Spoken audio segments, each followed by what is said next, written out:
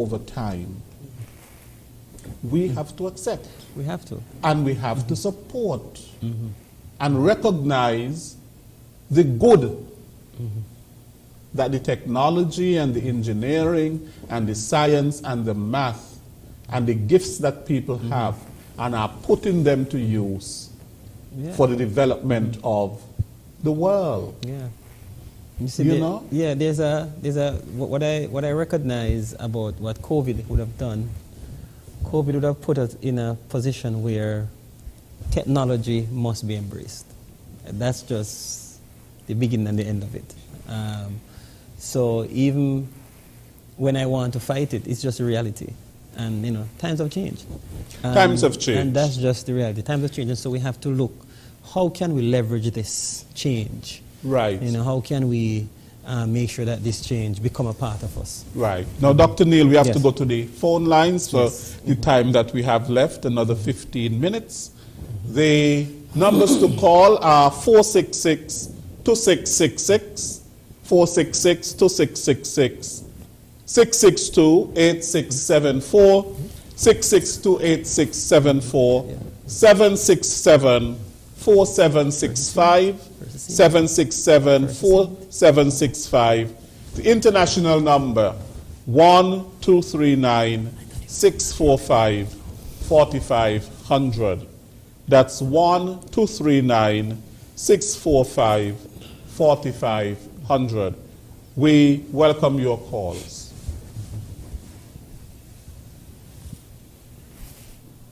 Great. So we continue the conversation. Dr. Neil, I interrupted you there too. Yes, so COVID would have shown us that we would have to make a change. We find that even the high schools, you know, would have to be moving online. You know, most of the operation that we would do, you know, face to face, now we, you know, move them online. So the embrace, you know, we're forced to embrace, and it shouldn't be a matter of force, but it happens. It happens. I was talking to a colleague of mine, and I said, well, he's one person who doesn't like to use cell phones. He said, I don't want any cell phone. You know, he's okay with his phone at home. And he said, I saw him the other day, and he said, well, I need to get a phone now. So I said, well, that's how it is, you know. So change is here, and the change is for the better. And we would have been functioning in that area for a few years now. And so this is the time where we show our hand, you know, if you will, to say this is what we're about, this is what we're doing, and this is it. There's one thing though we actually, and we're embracing, is the wealth of young people who are interested in what we're doing. You know, we have been getting calls from parents, we're getting calls from young, you know, youth leadership, you know, here and in St. Kitts, you know, wanting to be a part of what we're doing. I want to understand what is this new move, you know, how can I benefit from it? And so we're actually embracing that kind of inquiry. Right. On one hand, I think you can say in terms of robotics, you have space exploration, where you know, you're sending things for, you know, and so on to planets and so on, and actually they're being programmed and monitored from Earth. Yes. And on the other hand, you have the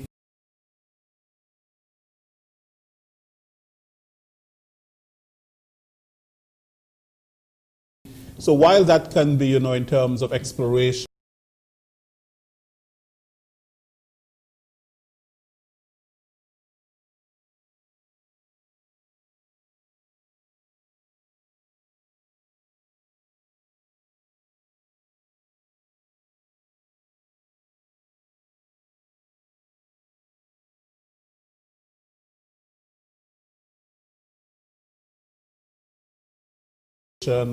and know out there, getting information in terms of science and so on.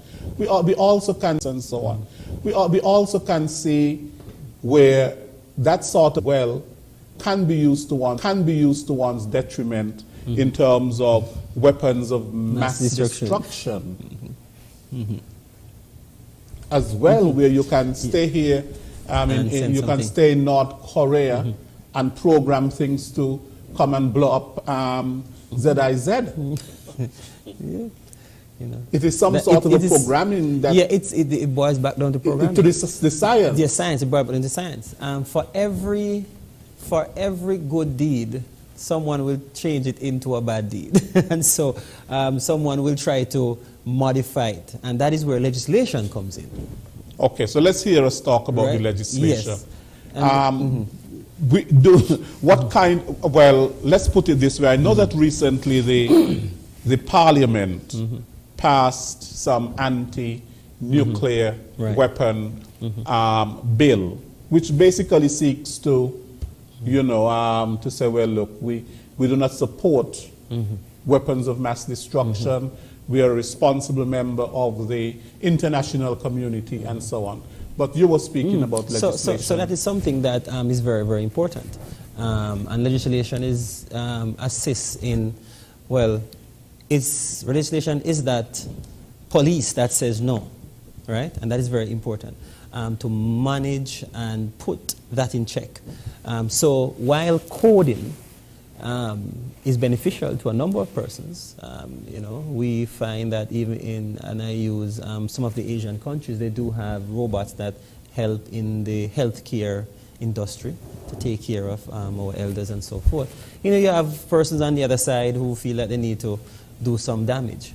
So we have to make it clear here that this is the benchmark, right? Now, the association fully endorses any legislation that speaks to weapons of mass destruction. And we have to. And the fact that that legislation came up, it means that we're thinking forward again, which is good. So we're thinking 3, 4, 5 steps down the road, right? And so you have us as the association is also coming up and embracing such legislation. So legislation is what will keep that kind of situation under control. Right. So down the line, we have to think in terms of... You have to think legislation and looking on, you know, specifics within the legal framework. What kind of code is required? What is not required? And I think that is one thing that is mentioned within our association introduction, that we also will be looking on, you know, legislations that speaks to, and then form it as a proposal to the government to say that these are some of the other areas also that you have to look at. Because some of these areas are also there as exploits, so we want to make sure we cap those. Now, as an association, you formed an association. What sort of a networking do you have in terms of other, Shakid, you know, in terms of the region? You said we are one of the first associations, of course, within the OECS. Are we the only association within the wider Caribbean? We are as well. Based on our last check, yes. So it means then that we can reach out and assist other islands in terms of... And realize then, okay, this will become more of a partnership, and then in this event, we now have to think bigger. So then the next step would be to create a governing body that would monitor these associations and any other associations within the Caribbean that decide to come on board. So we are looking to reach out, if anyone wants to reach out to us to gain assistance. Because even though we are new, we have an idea of what we're doing, and we're still getting assistance from our legal team, and we are willing to support. Right, because we are talking about regional integration. One, and of course, we're talking about linkages, of course, and it means then that we do not only market ourselves domestically, but the association should market itself both regionally and internationally as well. And in that way, you not only help others, but you also grow. As an association. And that is what Shakid is actually mentioning, because based on the communications that we would have gotten from the OECS, we feel that we need to begin to look at it from a regional perspective to see if we can form a governing body to govern robotics associations and also to set up robotics association. And within these associations, you have STEM as a main driving force to make sure that young people are comfortable with engineering and so forth. Do you have anything that I did not touch that you want to mention? Well, you did touch it in terms of robots being used in different work areas. But from what I can remember, one of our earliest robotics prototypes was to incorporate robots in the national security level. So we had developed a concept, we made a prototype as well. It would have been, we call it a recon bot. This would have been sent out where we don't feel comfortable sending our own humans. And within this robot, we planted a mini drone that would then go further than the drone, than the robot. So it would have been more of surveillance and monitoring and assist where needed. And most of the robots and drones that we were constructing at that point would have been more of altering to go out further and do more research. So that is something we're still getting into and looking at doing as well. Sanjay? Yeah. Well, mostly I would just say that the robotics team, well, we just have a lot of challenges going on, and hopefully you can... Challenges that in competitions. Yeah, challenges within the competition itself. So, because this year's online competition, we have 40 unique challenges, 3 challenges per week. It's 13 weeks, and we are halfway through, 7 weeks in. We have a couple more weeks. So by the end of this, we're just hoping to have the best time of our lives because school starts soon. So it's going to be, studying, back to studying. So before that, we want to just have fun now. So for those who are going to be joining the association as well, just know that when you learn, just have fun. That's the main key. And Mr. Neil will talk about that because he always tells me, have fun. Yes, you should have fun. Learning should be about fun. One of the reasons why Netherlands and some of these countries perform extremely well is because learning becomes fun. So it's fun. And then you do not see it as a task. Yeah, you see it as more of having fun. I oftentimes say to them that if you see your job as, if you see your career as a job where you get up every morning and you say, work again, you might not put out enough effort, but if you see it as something that you're excited about, because you're changing lives and you're impacting the public, then you will see it as something that you can evolve in. Thus, Robotics Association. We generally tend to love what we do, and that is why we're actually at this stage. But I want to also kind of mention that the robotics team, the St. Kitts and Nevis robotics team for 2020, they contain 30 members, the largest team that we've ever had. Last year was like 9 or 8, and now we have up to 30. And the team is made up of students right across St. Kitts and Nevis. So we have students within the high schools who are actually involved now. Now in terms of the membership of the association. Yeah, the membership, you can apply online. It's how big is application. The membership is 70 plus, about 74. You have 70 plus? Yes. So you have a chairperson? Yeah, oh yes, so we have an executive body, we have a board. So the board is made up of about 4 persons or 5 persons. The executive is about 8 persons, and then the body will be made up of the other 60 plus persons. Okay.